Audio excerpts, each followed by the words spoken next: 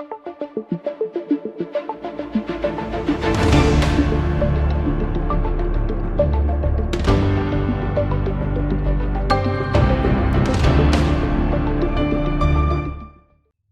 से नेटवर्क पर आप सबका स्वागत है। मेरा यानी श्रीकांत शर्मा का नमस्कार। ईस्ट इंडिया कंपनी जब भारत में आई तो बिहार के निवासियों पर बहुत खराब असर पड़ा उसकी नीतियों का, और प्रति व्यक्ति आय गिरती चली गई। हालांकि ईस्ट इंडिया कंपनी ने अनेक ऐसे नियम बनाए थे जिससे कि उसका प्रभाव उसको ज़्यादा फ़ायदा देने वाला बने। इस संबंध में हमने बात की लेखक और विचारक डॉक्टर NP सेन से। इससे पहले कि हम अपनी चर्चा को आगे बढ़ाएं, आप सबसे अनुरोध है कि आप बिहार सेन नेटवर्क को सब्सक्राइब करें और बेल आइकन दबाना ना भूलें। यदि इस चैनल पर आपको जानकारियाँ अच्छी मिलती हैं, आपको ये वीडियो अच्छे लगते हैं, तो लाइक करना भी ना भूलें। अपने विचार आप इस चैनल पर भी दे सकते हैं। तो हम सुनते हैं डॉक्टर NP सेन ने क्या कहा। अंग्रेज शासन में जो कुछ नीतियां अपनाई गई, जैसा कुछ अंग्रेजों ने किया, उससे बिहार की आर्थिक व्यवस्था पे, आर्थिक स्थिति पर क्या फर्क पड़ा? बहुत अच्छा सवाल पूछा आपने। जरा अंग्रेजों से थोड़ा पहले जाइए। मुगल जब आए तब उन्होंने क्या किया कि मुगल को एग्रीकल्चर, क्योंकि वो आए तो थे एग्रीकल्चर के लिए, क्योंकि वो जहाँ से आए थे वहाँ फसल नहीं होती थी, तो उनको, और यहाँ पर पॉपुलेशन कम था, जगह ज़्यादा था, एग्रीकल्चर सरप्लस था, कुछ भी उपजा दीजिए उपज जाता था। तो उनका बेसिक ऑब्जेक्टिव था लगान, माने ज़मीन को जो आप जोत रहे हैं, ज़मीन जोतिए आप, हम राजा हैं, हमको आपको टैक्स देना है, तो हम टैक्स कैसे लेंगे? तो उस टैक्स देने का दो तरीका है कि या तो आपके पास इतना एकड़ ज़मीन है तो एकड़ के हिसाब से आप टैक्स दीजिए जोग्राफिकली, या आप कितना फसल हो रहा है उस फसल के हिसाब से आप टैक्स दीजिए। इस पीरियड में मुगलों ने सोचा था, और अकबर के बाद खास करके शेर शाह सूरी के टाइम में, जब वो शेर शाह सूरी आ गए थे बीच में, उसमें उन्होंने टैक्सेशन सिस्टम में सुधार किया। पहले टैक्सेशन था ज़मीन के ऊपर, बाद में उसने टैक्सेशन लगाया फसल के ऊपर, उससे थोड़ा सुधार हुआ। लेकिन उसके बाद जब ब्रिटिशर्स आए, तो ब्रिटिश राज आने से पहले ईस्ट इंडिया कंपनी आई। वो एक कंपनी थी जो राज कर रही थी, और उसको, कंपनी को इससे मतलब नहीं था कि आपके यहाँ क्या हो रहा है कि नहीं हो रहा, उसको भी लगान से मतलब था कि वो कैसे अर्न कर सकता है आपकी इनकम से। तो उसने भी इस पर सुधार किया कि लगान कैसे लगाया जाए, किसको लगाया जाए। तो उसने क्या किया कि लगान लगाने का ठेका लगा दिया। उसने क्या किए, कुछ आदमी अपॉइंट किए, जमींदार टाइप के आदमी अपॉइंट किए, उनको बोला कि भैया आपको जितनी मर्जी है आप लगान ले लो, हमको इतने पैसे दे देना, ये प्रदेश में आप लो, ये प्रदेश आप ले लो, ये जिला आप ले लो। सबको जिला बांट दिया और फिक्स कर दिया कि इतना लगान आप हमें दे दो, आप कितना लगान लगाते हो उससे हमके मतलब नहीं। तो इससे क्या हुआ कि जो राजे महाराजे जो बने उस पीरियड में, उनको ज़्यादा से ज़्यादा लगान लगा करके, क्योंकि उनको तो फिक्स अमाउंट देना था, तो वो एक सिस्टम बन गया जिसके वजह से खेती को बहुत ज़्यादा असर पड़ा। लेकिन 1857 के बाद जब ब्रिटिश गवर्नमेंट ने इंडिया गवर्नमेंट को टेक ओवर कर लिया, तो उसकी नीतियाँ ईस्ट इंडिया कंपनी की नीतियों से अलग हो गया, खास करके एग्रीकल्चर के संबंध में। उनकी नीति थी कि वो इंडियन एग्रीकल्चर को, इंडिया में क्या प्रोड्यूस हो रहा है, चावल क्या प्रोड्यूस हो रहा है, गेहूँ क्या प्रोड्यूस हो रहा है, सब्जी क्या प्रोड्यूस हो रहा है, इससे उनको कोई मतलब नहीं था। उनको मतलब था कि एग्रीकल्चर का वो प्रोड्यूस जो इंग्लैंड में फैक्ट्रियां चलती हैं जिसका वो रॉ मटेरियल है। जैसे इंग्लैंड में कपड़ा बनता था, उनको रॉ मटेरियल में कॉटन चाहिए, तो उनको इंटरेस्ट था कि इंडिया में कॉटन कैसे ले। इंडिया में सिगरेट, अमेरिका में सिगरेट की फैक्ट्री थी, तो उनको इंटरेस्ट था, सिगरेट की फैक्ट्री तो जरूर थी, लेकिन टोबैको तो इंग्लैंड में नहीं उपजता था, जैसे कॉटन भी इंग्लैंड में नहीं उपजता था। तो वो टोबैको कहाँ से उपजाया जाए, कितना उपजाया जाए, उनको उसमें इंटरेस्ट थी। उनको कपड़े में नील की रंग, इंग्लैंड में उस समय नीला रंग बहुत ज़्यादा पॉपुलर था, तो इंडिगो के उपज से उनको ज़रूरत थी। उनको ज़रूरत थी कि ओपियम कैसे उपजाया जाए, क्योंकि ओपियम की ज़रूरत थी उनको चीनी की ज़रूरत थी, शुगर केन की ज़रूरत थी। तो उन्होंने क्या किया कि जो चीज़ इंग्लैंड में रॉ मटेरियल का इस्तेमाल होता था, उसको उन्होंने वहाँ की कंपनियों को लाया, अंग्रेज शासन नहीं लाया। वो बोले कि आप यहाँ एग्रीकल्चर करो, चाय लगाओ, चाय बन लगा करके आप चाय ले जाओ, आप शुगर मिल लगा लो, शुगर का खेती आप ही कर लो, शुगर की खेती ले जाओ, टोबैको की खेती कर लो। तो उन्होंने उसी फसल पर ध्यान दिया जो फसल इंग्लैंड की रॉ मटेरियल थी, जो फसल यहाँ ज़रूरत था, जैसे चावल, धान, गेहूँ और जो दाल, इन टाइप की जो चीज़ थी उस पर उन्होंने कोई ध्यान नहीं दिया। जो उपज रहा है, जो कर रहे हैं वो कर रहे हैं। तो उसमें अंतर क्या पड़ा यहाँ के लोगों को कि चावल तो उपजा रहे हैं अपने खाने के लिए, धान गेहूँ भी उपजा रहे हैं अपने खाने के लिए, दाल भी उपजा रहे हैं अपने खाने के लिए, मतलब उसका सेल परचेज नहीं हो रहा है। मैंने आपने उपजाया, अपने घर में अपना चावल रख लिया साल भर के खाने के लिए। लेकिन अंग्रेजों ने क्या किया कि यदि उनको टोबैको चाहिए तो टोबैको को उन्होंने कैश परचेज करना शुरू किया। उनको शुगर चाहिए तो शुगर केन को उन्होंने कैश खरीदना शुरू किया। उनको चाय चाहिए तो चाय को उन्होंने पत्ती खरीदनी शुरू कर दी। तो इस तरह से फसल दो भाग में बट गया। एक फसल हो गया जिसको वो बोलते हैं कैश क्रॉप, एक फसल हो गया जो कैश क्रॉप नहीं है। तो बहुत लोगों ने क्या किया, हिंदुस्तानियों ने, कि जो चावल गेहूँ वगैरह लगाते थे वो उसको लगाने के बजाय उन्होंने कैश क्रॉप लगाना शुरू किया, कपास लगाना शुरू किया। लेकिन इंसिडेंटली बिहार में कपास नहीं होता है, क्योंकि कपास वहीं लग सकता है जहाँ ड्राई एरिया है, क्योंकि वेट एरिया में कपास यदि लग भी जाए तो कपास के जो रुई निकलेगा वो बारिश में भीग करके बेकार हो जाएगा। इसीलिए गुजरात में कपास था, गुजरात का ज़्यादा प्रोग्रेस हुआ, उन प्रदेशों का ज़्यादा प्रोग्रेस हुआ अंग्रेजों के टाइम में जहाँ कैश क्रॉप ज़्यादा था। बिहार में कैश क्रॉप के नाम पर एक ही कैश क्रॉप आया, शुगर केन, क्योंकि शुगर केन का फसल बिहार में ज़्यादा होता था, गर्म ज़्यादा प्रदेश थी, यहाँ के सूटेबिलिटी ज़्यादा थी। तो उन्होंने क्या किया अंग्रेजों ने कि शुगर केन को इंग्लैंड ले जाना था मुश्किल था, क्योंकि उसके लिए तो बार बार जहाज चाहिए शुगर केन ले जाने के लिए।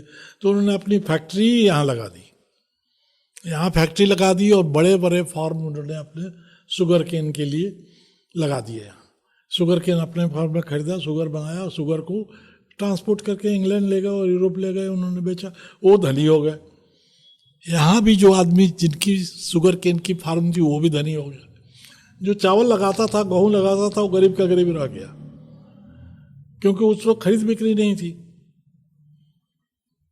तो बेसिकली क्या हुआ, अंग्रेजों के एग्रीकल्चरल नीति में धीरे धीरे बिहार गरीब होता चला गया। बाकी प्रदेश जहाँ की रॉ मटेरियल ज़्यादा थे, जैसे सबसे ज़्यादा रॉ मटेरियल कपड़े की थी, तो कपड़े की रॉ मटेरियल जहाँ कॉटन ज़्यादा उपजता था, वो प्रदेश ज़्यादा आगे बढ़े, क्योंकि वहाँ पर अंग्रेज खरीदने वाले ज़्यादा थे। वहाँ भी जैसे आप चले जाइए दार्जिलिंग, वहाँ उन्होंने चाय की खेती की तो उस बंगाल के एरिया में लोग ज़्यादा धनी हो गए, उनको ज़्यादा अंतर पड़ा। प्लस जहाज का आना जाना, जहाज तो दो ही जगह आती थी उस ज़माने में, बंगाल में आती थी या बॉम्बे में आती थी, गुजरात में आती थी। तो वो जगह जहाँ जहाँ उनके मद्रास में आती थी, जहाँ जहाँ अंग्रेज़ों का आना जाना हुआ, वो जगह जो है वो प्रॉस्पेरस हो गया। प्लस उनको रॉ मटेरियल को इंग्लैंड ले जाने के लिए रेल की जरूरत पड़ी। उन्होंने रेल लाइनें बनाई जहाँ से रॉ मटेरियल उपजता था, रॉ मटेरियल उठा करके जहाज तक ले जाएं। दैट मीन्स मद्रास तक पहुँचे, कलकत्ता तक पहुँचे, बॉम्बे तक पहुँचे। तो उन्होंने रेलगाड़ी बनाई पूरी जगह, पूरे हिंदुस्तान में अपना रॉ मटेरियल के ट्रांसपोर्टेशन के लिए। उस समय इंग्लैंड में रोड बन रहा था, लेकिन हिंदुस्तान में रेल बन रहा था। इसलिए कि यदि वो रोड बना देता हिंदुस्तान में तो क्या होता, रोड पर आप चलते, आपकी गाड़ी चलती, आप पैसा थोड़ी देते सरकार को। रेल में तो चढ़ने के टाइम में पैसा दीजिए, टिकट, सामान भेजने के लिए टिकट दीजिए। दैट मीन्स कि रेल पर कौन जा रहा है, नहीं जा रहा है, उसका हर चीज़ के, हर ट्रांसपोर्टेशन पर, चाहे आदमी जा रहा है चाहे सामान जा रहा है, हर चीज़ पर उसको पैसे मिल रहे हैं। तो वो भी मतलब रेल लगाने वाली ब्रिटिश कंपनी नहीं थी, ब्रिटिश गवर्नमेंट नहीं थी, रेल ब्रिटिश की कंपनियों ने आके लगाया। तो नेचुरली जो लगाया वो खर्चा किया तो उसको इनकम चाहिए, और वो नहीं चाहते थे कि रोड बने, क्योंकि रोड बन जाता तो रेल से कौन जाएगा, फिर रोड से लोग जाता। इसीलिए रोड बनी नहीं जब तक हिंदुस्तान आज़ाद नहीं हुआ। हिंदुस्तान के आज़ाद होने के बाद रोड बनना शुरू हुआ। उस समय तक दो ही था, एक तो रेल था या नदी का रूट था। तो नदी के रूट से ही अंग्रेज अंदर आए। हुआ क्या था कि हिंदुस्तान में आयुर्वेद का, हेल्थ के लिए आयुर्वेद का ही सबसे ज़्यादा प्रचलन था। और जब मुग़ल आए तो उन्होंने हकीमी कोई चीज़ लाई जो हकीम करते थे। एक बार मुग़ल साम्राज्य में राजा महाराजा को, बादशाह जो थे, बीमार पड़े, उनकी तबीयत बहुत ख़राब हो गई। जब तबीयत बहुत ख़राब हो गई, हकीमी फेल कर गया, आयुर्वेद फेल कर गया, तो ये अंग्रेज़ ईस्ट इंडिया कंपनी वाले पहुँचे और उन्होंने एलोपैथी मेडिसिन दे करके उनको ठीक कर दिया। तो जब उनको ठीक कर दिया तो उन्होंने बोला मांगो, क्या मांगते हो। तो इन्होंने बोला हुजूर हम तो ट्रेडर हैं, हमको तो सामान इधर से उधर ले जाना है, और सामान इधर से उधर ले जाने के लिए हमें नदी से जाना पड़ता है और वहाँ टैक्स देना पड़ता है, चुंगी देनी पड़ती है। इसलिए हमें नदी से सामान ले जाने का राइट दिया जाए बिना टैक्स का। उन्होंने बोला तथास्तु। और तथास्तु का मतलब ये हुआ, ऐसा ही हो, हाँ, कि ऐसा ही हो। तथास्तु का मतलब ये हुआ कि अंग्रेज जो है, पहले यहाँ नाव चलती थी, नाव पर फसल यहाँ से वहाँ तक जाता था। लेकिन डॉक्टर साहब ये सब तो आज़ादी से पहले की बात है। जी, जिन्होंने हमें गुलाम किया यानी अंग्रेज, जी, उनकी पॉलिसी ऐसी तो होगी नहीं कि भारत जो है वो बहुत तरक्की करे, और भारत में फिर हम बिहार की बात कर रहे हैं, जी, बिहार तरक्की करे। जी, आप अभी ये कह रहे हैं कि बिहार देश के सभी राज्यों में सबसे ऊपर है गरीबी की देखा, पंक्ति में। जी। तो आज़ाद हुए हमें कितना साल हो गया? 70 साल हो गए। 70 साल हो गए। जी। इन 70 सालों में ऐसा क्या हुआ कि बिहार गरीबी से उभर नहीं पाया?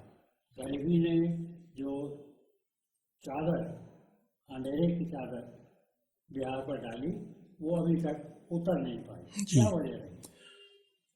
आज़ाद होने के बाद जो जमीन की स्थिति थी एग्रीकल्चर में, वो चूंकि ब्रिटिशर्स के टाइम में भी उन्होंने मेंटेन किया जमींदारी सिस्टम, तो जमीन खेतियर की नहीं हुआ करती थी, जमीन जमींदार की होती थी। और जमींदार आपको लीज करता था कि आप इसमें 10 साल के लिए खेती करो, 20 साल के लिए खेती करो, जब तक उसकी मर्जी आप खेती करिए, उसके बाद जमीन आपके खेती करने के लिए दी जाती थी, लेकिन आपके नाम से नहीं होती थी, आप बेच नहीं सकते थे, खरीद नहीं सकते थे। तो इसमें हुआ क्या कि सारे जमीन जमींदारों के पास थी, और जो खेती करने वाले लोग थे वो गरीब थे, उनके पास कोई ज़मीन नहीं थी। फसल क्या लगाना है, कब लगाना है, कैसे करना है, खेती करना जमींदारों का काम था। जमींदार भी अपना छोटा जमींदार कर दिए, छोटा जमींदार से टैक्सेशन वाला जमींदार, माने एक महाराजा थे, महाराजा के नीचे राजा थे, राजा के नीचे जमींदार थे, जमींदार के नीचे और भी लोग लठायत से जो सामान अपना मांग के ले आते थे। तो सवाल उठता है कि 20% आदमी जो ऊपर के लोग थे उनके पास 90% जमीन थी और बाकी 80% आदमी जो खेतों में काम करते थे उनके पास 20% जमीन थी। तो इनकम तो जमीन से आ रही थी, सारा इनकम कैपेसिटी सब कुछ तो जमीन पर निर्भर था। तो उस जमीन पर निर्भर होने से क्या हुआ कि जो खेती कर रहा है उसको खेत का फायदा नहीं मिल रहा, खेत का फायदा किसी और को मिल रहा है।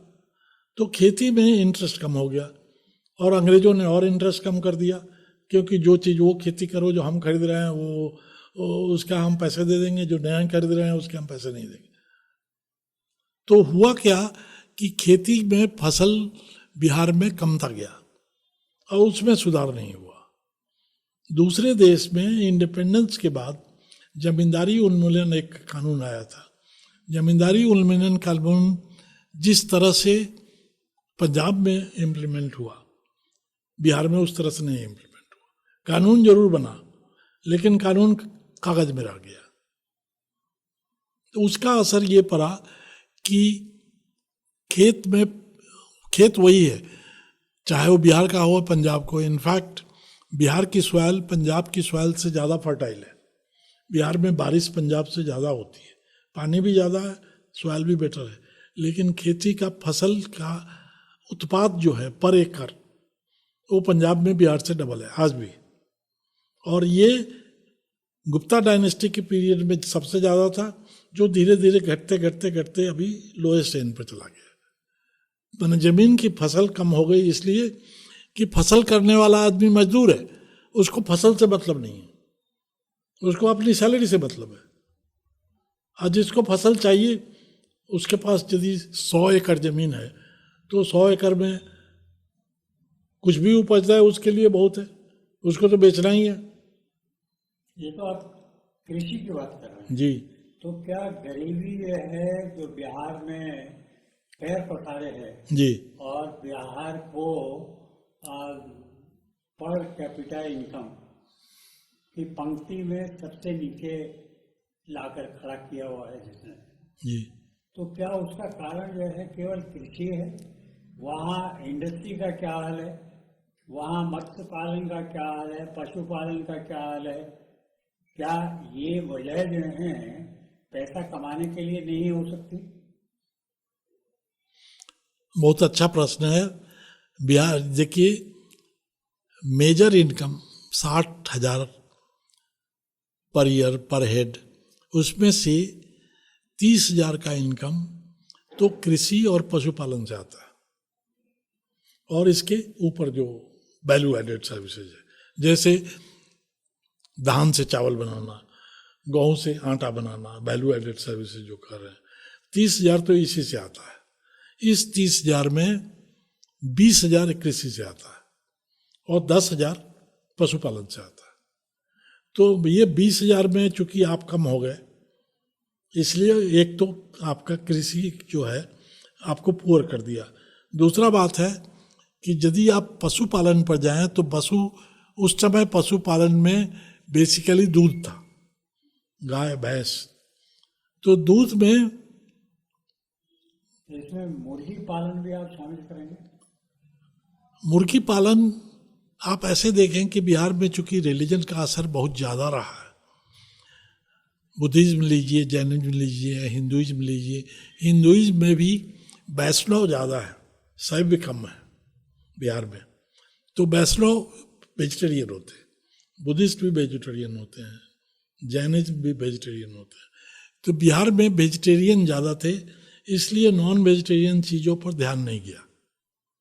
मुर्गी पालन, अंडा, ये सारी चीज़ें जो हैं, मीट, मछली, इन सबों पर ध्यान बिहार के बिहारियों को नहीं गया।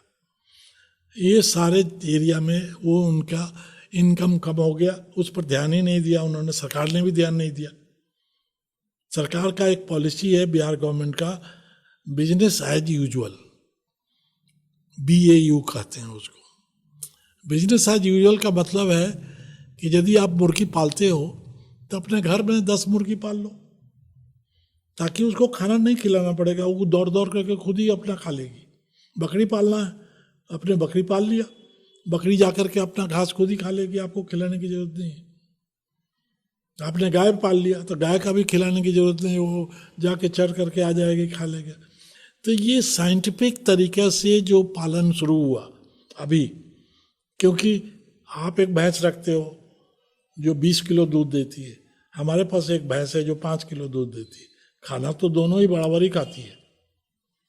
तो सवाल उठता है कि यदि आप इसमें जो टेक्नोलॉजी में जो सुधार हुआ है, पशुपालन, मुर्गी पालन, मत्स्य पालन, उसका सुधार बिहार में नहीं हुआ।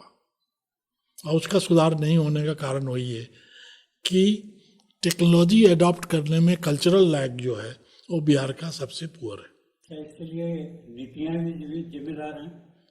नीतियाँ जिम्मेदार इसलिए हैं टू द एक्सटेंट कि पब्लिक जागरूक नहीं है, और यदि पब्लिक जागरूक नहीं है तो डेमोक्रेसी में क्या होता है कि राजनीतिक उतना ही करता है जितना उससे लोग मांगते हैं।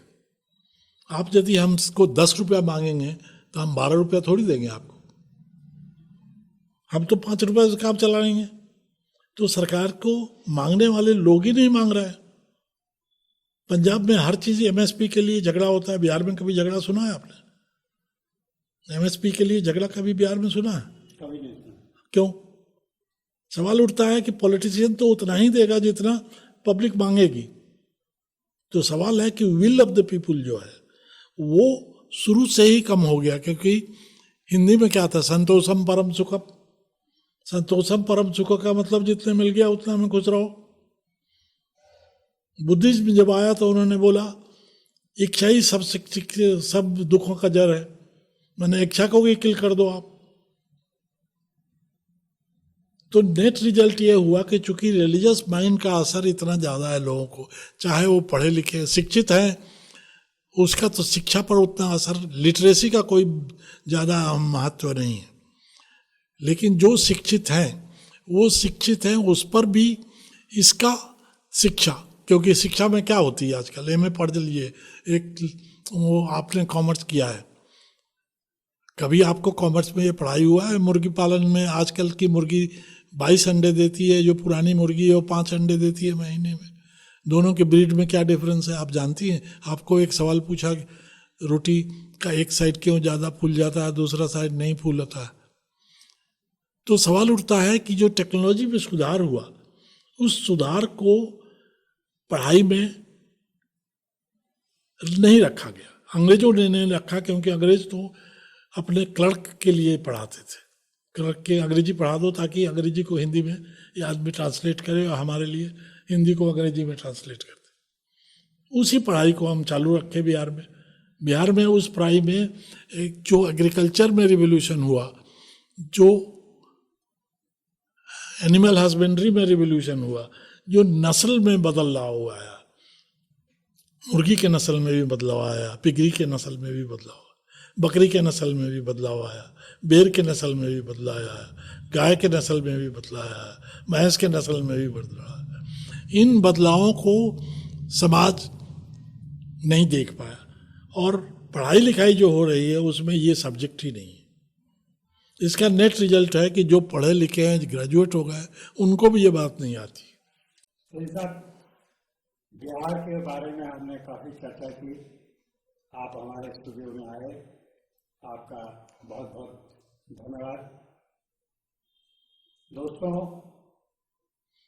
बिहार इसी देश का एक ऐसा राज्य है जो बहुत समृद्ध था इस समय में, जैसा डॉक्टर सेन ने कहा, लेकिन जो वहाँ की नीतियाँ बनी, चाहे वो आज़ादी से पहले की नीतियाँ हों, आज़ादी के बाद की नीतियाँ भी कमोबेश वैसी ही जारी रही, लेकिन अब वक्त है जब चुनाव राज्य में दस्तक दे रहे हैं, वोटकर्ता, वोट देने वाले ऐसे नेताओं को, ऐसे पार्टियों को अपना वोट दे सकते हैं जो बिहार को गरीबी की रेखा से ऊपर उठा सके, गरीबी के अंधेरे को खत्म कर सके, बिहार के भविष्य में नया सूरज चमका सके, बिहार को उन्नत कर सके,